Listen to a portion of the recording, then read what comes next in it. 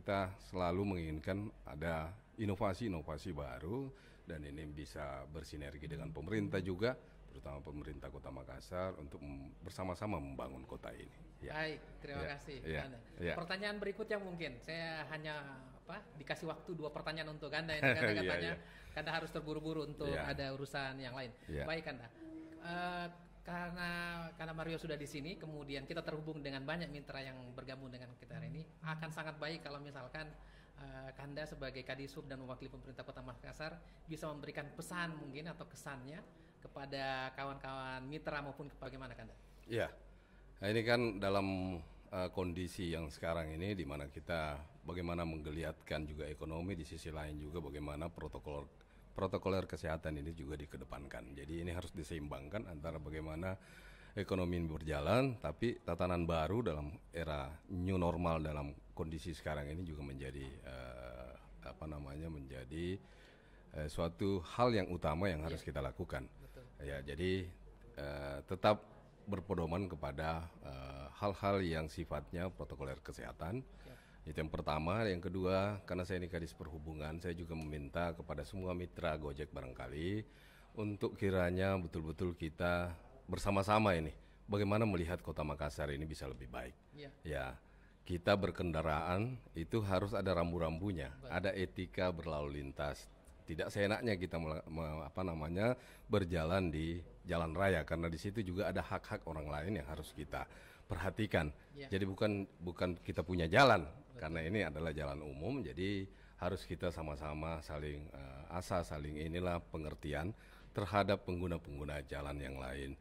Terutama saya meminta dengan hormat kepada rekan-rekan saya, teman-teman saya, mitra Gojek ini, patuhilah rambu-rambu lalu lintas. Karena rambu-rambu lalu lintas itu dipasang untuk kita patuhi, bukan sebagai pajangan kota, bukan sebagai hiasan kota. Tapi kita berharap rambu-rambu itu bisa dipatuhi. Kalau memang di situ perboden tidak bisa melanggar, ya jangan melawan arus begitu. Karena itu juga berbahaya, baik itu pengendara yang lain maupun kita sendiri. Ya, karena kalau kita melawan arus, ya kemungkinan besar terjadi kecelakaan. Inilah yang biasa disebut kecelakaan itu bersumber dari human error. Ya, karena manusianya. Ya, kita berharap mitra-mitra Gojek ini merupakan contoh terdepan bagaimana berkendaraan yang baik di jalan, dan bagaimana kita juga berharap agar kalau misalnya ngetem, parkir, tolonglah diparkir dengan baik, tolong diparkir dengan rapi. Estetika kota ini harus dijaga.